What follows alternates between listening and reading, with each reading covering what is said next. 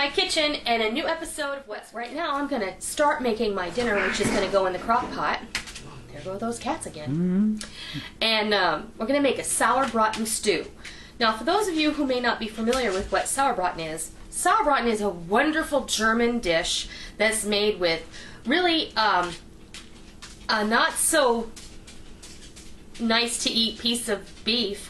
You can make this with a bottom round. You can make it with a tip roast or something like that. Something that needs to be cooked low, slow, and for a long time because you want to break down all those fibers. But the beautiful part about Sauerbraten is it's actually like, you know, as the name might suggest, like sauerkraut, Sauerbraten is somewhat of a pickled meat. But a traditional Sauerbraten is something that it takes 7 to 10 days in a marinade, much like corned beef, but different flavors. You know, corned beef has is water, sugar, salt, and all of these other wonderful spices. Sauerbraten, the base of a marinade for Sauerbraten is red wine vinegar, or just some apple cider vinegar. So that's what you start with. But I thought, you know, there's got to be a way that we can have something similar to Sauerbraten and have all those delicious flavors, but make a stew.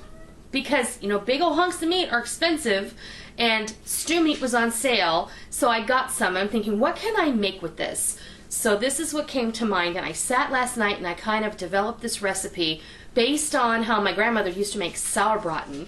And in the very end, there is kind of a super secret ingredient that is going to blow your mind when we go to thicken the broth to make the gravy. But first, we're going to start with marinating the meat. We're going to make this in the crock pot, but we're going to marinate it for only 15 minutes, and then we're going to add the other ingredients and just set it to cook. So let's see what goes in here. I have just about 3 pounds of stew meat here, and it was on sale I paid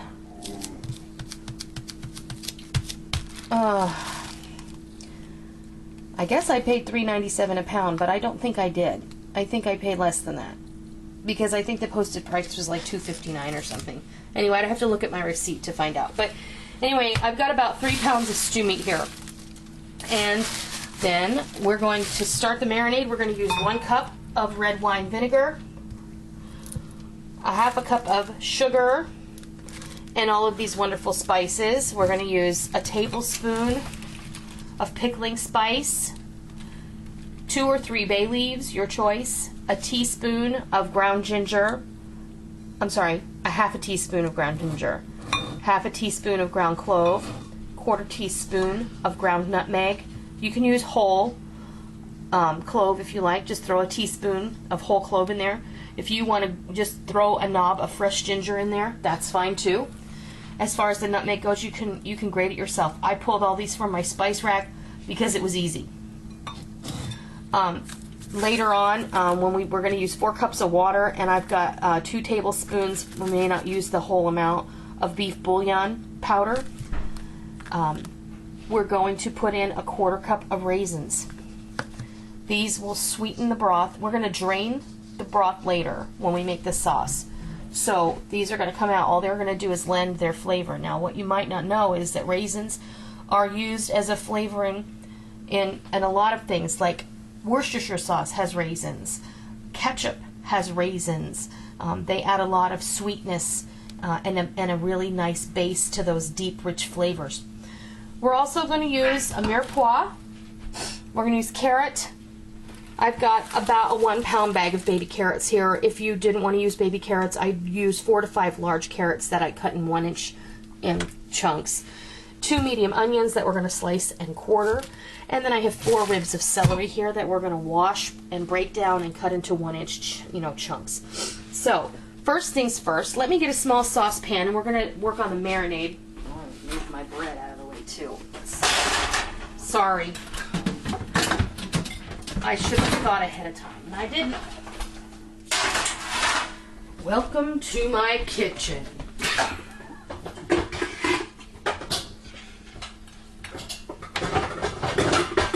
What was that rock star? That was Alice Cooper, huh? Welcome to my nightmare. Mm-hmm. Yeah. Okay. Props and shout outs to Alice, my man. Alright, so I'm going to start here. We're going to take our red wine vinegar. I'm going to measure out a cup.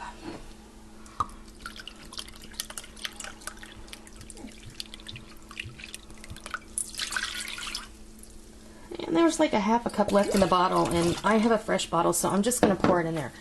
This isn't rocket science or brain surgery. This is just cooking. So if you have a little bit left in that bottle, just throw it in there, because you know what's going to happen? It's going to get stuck in the back of your pantry unless you use red wine vinegar every single day. The princess wouldn't. And here is our sugar. Sophia. And I'm going to turn the heat on here, medium high. What I want to do is I just want to get this a little bit warm so that this sugar dissolves.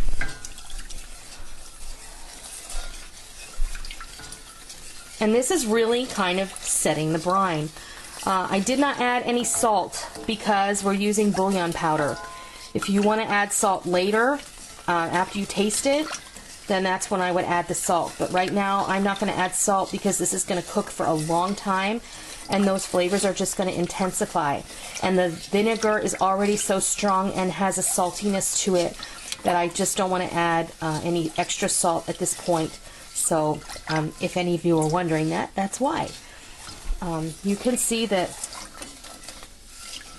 this is starting to warm up a little. That sugar is starting to dissolve. I can feel it under my spoon. I can feel the smoothness of the bottom of the pan, so that sugar is incorporating into that vinegar. Sauerbraten is a very traditional German dish. It's traditionally served with either Spaetzel or potato dumplings and braised red cabbage. I'm not going to make the cabbage today, but I think I might try my hand at some potato dumplings. I'm not sure yet. It depends on how the day plays out and what kind of time I have left at the end of the day. So, and if any of you have never had Sauerbraten, I highly suggest you seek out a good German restaurant in your area.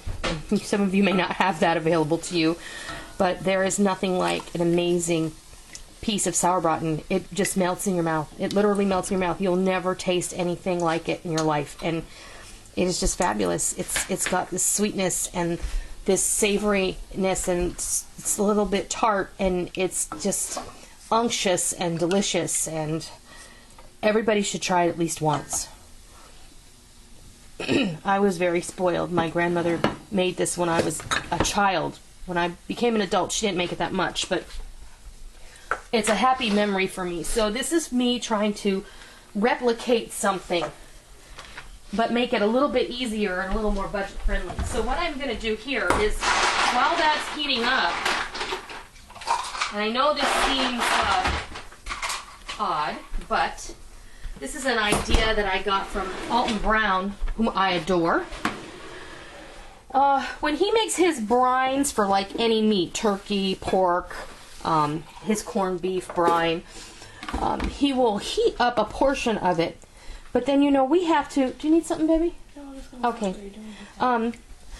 We have to cool it down before we actually put it on the meat. Otherwise, we really do risk bacterial growth. So what we're going to do is... This is almost there. I'm just going to kick this up just a moment. You don't really necessarily want this to boil, but where it is right now is probably good enough.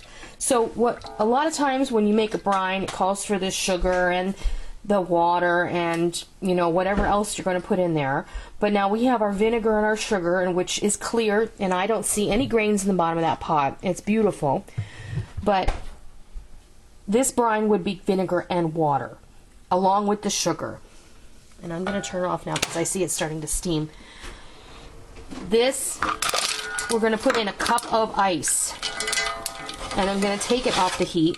And we're going to wait for those ice cubes to melt, because this is going to lower the temperature of that vinegar and sugar mixture.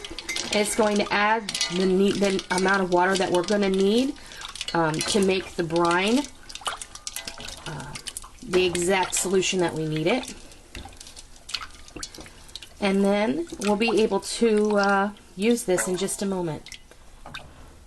That's perfect. It's absolutely perfect. And you didn't have to wait for it to cool down. So, let's see. I'm going to come over here.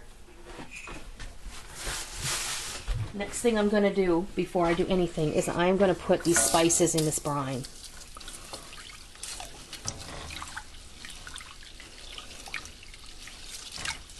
And the other thing I'm going to put in the brine are these.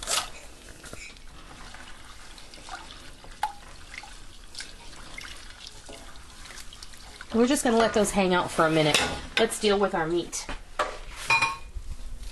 And like I said, we don't have to, we're going to work on our vegetables in a minute.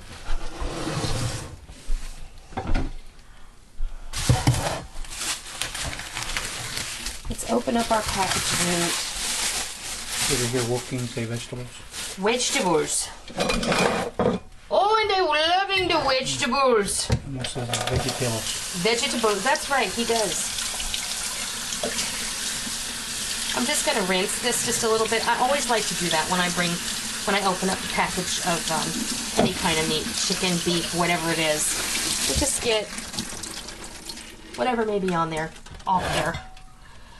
Okay, so I'll take your diaper out. Grab a paper towel. Alright, now my crock pot is plugged in, but it is not turned on. It is in the off position. What we're going to do, pour all of this lusciousness in here. Oh my goodness. It smells yummy already. Alright, so get your hand in there and kind of make it so that meat is resting just at the same level as the liquid. Alright, now wash your hands. Oh, of course my soap dispenser will be difficult. Oh, that water's cold. It got down to 24 degrees here last night, so winter is finally deciding it wants to show up. For a little while. Yeah, for now. I'm just going to set it over here. I'm going to put the lid on it, and we're going to let that marinate for 15 minutes. While we're gone, letting that marinate, I'm going to prep my vegetables, or my vegetables, as Wolfgang would say. Vegetables. Vegetables. So, I'll be back when this is ready to receive the rest of the ingredients. And then it's a no-brainer, because then you just turn it on. What do, honey? You set it and forget it. Yeah, can you see that? I don't know, it's probably trademarked or something. Well, Ron Popeil can suck it. Yeah. I'm going to have coffee. That's alright, it's time for coffee. Yeah. Alright, we'll be back. Okay, our 15 minutes is up. It's probably actually more like a half an hour. But Thanks, Sam. oh, it smells. You have no idea how good this smells. My mouth is watering. It smells so wonderful.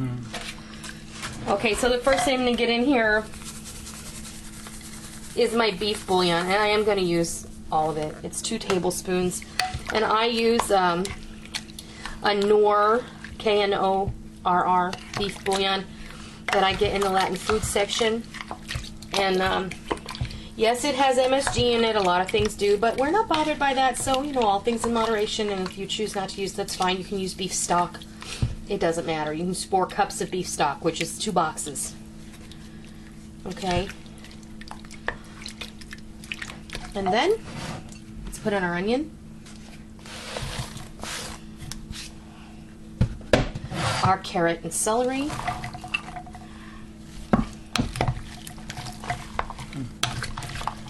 Just off. I know.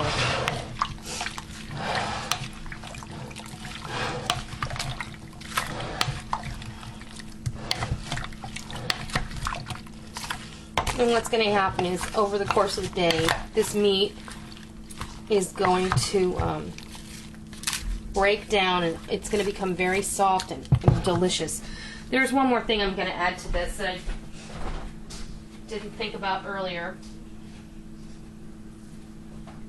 I don't ever remember my grandmother adding any garlic, but the way I see it, Why not? I don't understand how it could possibly be a bad thing. So I'm just gonna add about 2 cloves worth. I'll just toss it right on in there.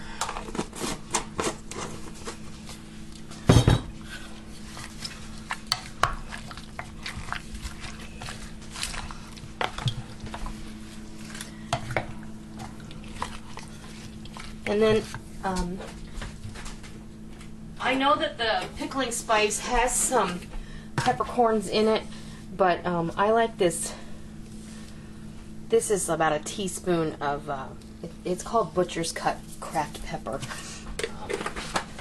And you don't want to put a whole lot of pepper in there because it's going to cook all day. And then, you know, when pepper cooks, it gets stronger, so.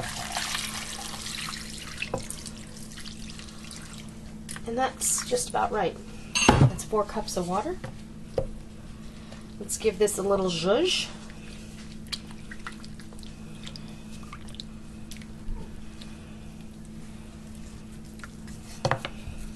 There we go. Put the lid on it. Put it in the sleeve. I'm going to put it on high, and I'm just going to let it cook. Don't take the lid off. Remember, pardon me, I've said this before. When you take the lid off of a hot crock pot, it takes an hour for it to regain all of that heat. So try just looking through the lid. If you want to check on it, it's okay. We don't need to stick a spoon in it every hour. It really impedes the cooking. And it takes longer for your dish to complete. So just walk away, go do something else, enjoy your day, enjoy your family, cook your breakfast, and then later on, when it's time to thicken the gravy and have supper, then I'm going to come back and show you how we do that with a really cool ingredient that you're never going to guess what it is, I promise you. So we'll be back when it's time. Our Sauerbraten we've come to the end of our day, and now this has been stewing all day, and I have to tell you, this tastes amazing. You've got to try it. Okay, the first thing we're going to do is we're going to get a whisk, and we're going to thicken this with a little Wondra. And I forgot to get the Wondra, so I'll be right back.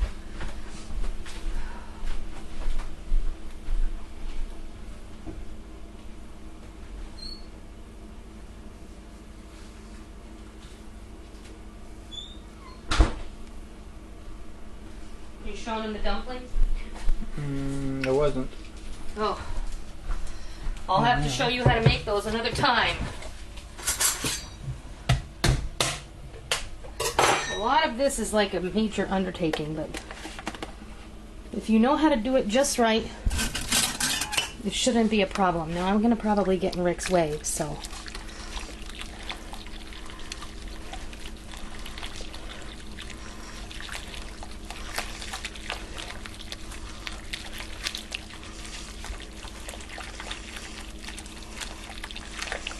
I'm going to start with a little Wondra, about, let's say, 1/4 to 1/2 cup. I always say that because, you know, you may have a little more liquid in yours than I do, or could be any number of reasons. And my meat is just, it's just falling apart. So this is going to be like a soup. Okay. And I'm going to move this because I can't, and what I'm putting in now is the top secret, super duper amazing ingredient. Here we have 10 to 15 ground up ginger snaps. And that's just going to go in there and thicken up that gravy. And that meat is just falling apart. It's absolutely delicious. We tasted it earlier, and I have to tell you, when you try this, you're going to just, it's just going to blow you away. It's so yummy. And it smells just like my nanny's kitchen, I have to say. She's with me today. So, let's get a ladle and let's dip you out a serving of this amazing Sauerbraten soup, stew, whatever you want to call it. There's a nice hearty portion. And then you get some Nofel. These are potato dumplings. And I just have them sitting here in a pan with some melted butter. And get you a fork. And I hope that you enjoy that. And what I'm gonna do,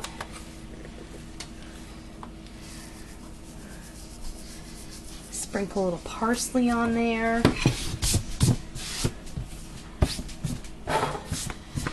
And even though that took all day long to cook, you really didn't have to touch it a lot at all. You really just put it in there, you forgot about it, you went about your day. You come back at the end of the day, you add a little flour and those ground ginger snaps, which is the top secret ingredient, and it's going to give it just an underlying level of flavor that is going to knock your socks off. So, I hope that you'll try this super simple Sauerbraten stew, and I hope that you love it.